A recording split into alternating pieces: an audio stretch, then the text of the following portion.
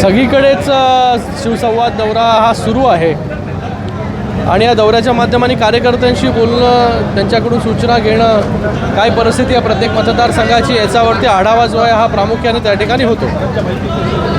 साधारण आपण या ठिकाणी सांगितलेलं आहे की पालकमंत्र्यांनी लक्ष द्यावं, त्यानंतर 40 गाव जे आहे हे फटवामय करण्याचं आपण सांगितलं आहे. प्रत्येक गावापर्यंत, प्रत्येक घरापर्यंत ही शिवसेना गेली पाहिजे. प्रत्येक तालुक्यामध्ये शिवसेना वाढली पाहिजे. तो कुठलाही तालुका असेल, शिवसेनेची ताकद ही येणाऱ्या काळामध्ये, भविष्यामध्ये कशा प्रकारे वाढेल याच्यासाठी सगळ्यांनी मिळून काम केलं पाहिजे.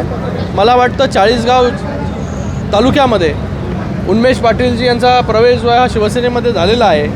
त्यांच्या रूपाने जे आहे ताकद, नवीन ताकद जी आहे शिवसेनेला या ठिकाणी मिळालेली आहे. शिवसेनेची ताकद यापूर्वी या 40 गाव तालुक्यामध्ये होती. आता उन्मेष पाटील आल्यामुळे तिकडे ताकद जी आहे ती वाढणार आहे आणि ज्या काही गोष्टी येणाऱ्या काळामध्ये जिल्हा परिषदा निवडणुका असतील, पंचायत समिती निवडणुका असतील, त्या लढून, ताकदीने लढून कशा जिंकता येतील याच्यासाठी देखील पक्ष काम करेल. आज अनेक पक्षाच्या पदाधिकाऱ्यांनी या ठिकाणी शिवसेनेमध्ये प्रवेश केलेला आहे. शिंदे साहेबांच्या नेतृत्वावरती विश्वास ठेवून महाराष्ट्रभरातून लोक जे आहे शिवसेनेमध्ये प्रवेश करत आहेत. आज देखील इकडे मोठ्या प्रमाणामध्ये प्रवेश जो आहे हा शिवसेनेमध्ये झालेला आहे. रेश्मा काळे अत्यंतही नाराज आहे. आपण त्यांची भेट घेतलेली, आपल्या नगरसेविका अपक्ष उमेदवारी त्यांनी अर्ज भरलेला आहे. बघा, याच्यावरती प्रत्येक कार्यकर्त्याची इच्छा असते की बाबा निवडणूक जी आहे ती आपण लढली पाहिजे, पण अंतिम निर्णय जो आहे हा पक्षश्रेष्ठी घेत असतात. शिंदेसाहेब जे आहे त्याच्यावरती निर्णय जो काय तो लवकर घेतील.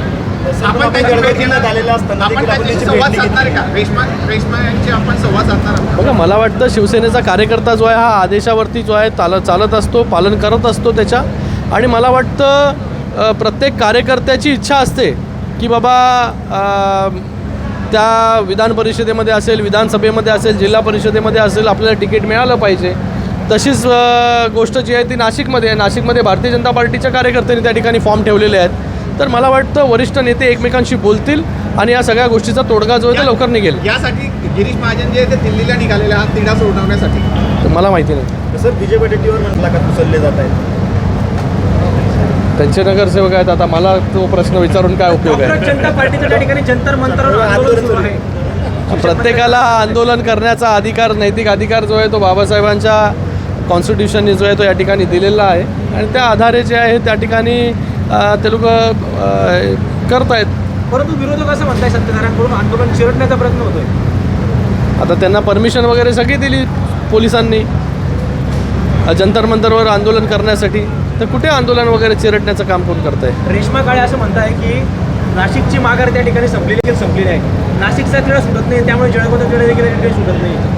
बघा, ते काय बोलतात मला माहिती नाही, पण पक्ष जो अंतिम निर्णय आणि वरिष्ठ माननीय मुख्यमंत्री महोदय, उपमुख्यमंत्री महोदय ज्या काही गोष्टी ठरवतील त्या गोष्टी या ठिकाणी होतील. दादा, आपण 40 गावची दादागिरी संपेल असं आपण भाषणामध्ये म्हटलेलं आहे. दुसरी आपण एक नाराजगी व्यक्त केली आहे का युवा सेनाचे इथे शहर प्रमुख हे जे त्यांची नियुक्त्या झालेली नाही आहे. किशोर अप्पांनी मागणी केली आहे का इकडची कार्यकारी बरखास्त करा. पत्रकार बाहेर होते का आतमध्ये होते? ऐका, काय सांगाल दादा? काय सांगणार दादा? ताकद जी आहे ही शिवसेनेची सगळीकडे वाढली पाहिजे भविष्यामध्ये. त्या अनुषंगाने आम्ही काम करतोय आणि नवीन कार्यकारिणी जी आहे ती लवकरात लवकर या 40 गावामध्ये जी आहे ती घोषणा केली जाईल. किशोर हे सगळ्याच गोष्टी बघा, या SIR जो होतोय तो बोगस मतदानासाठीच होतोय.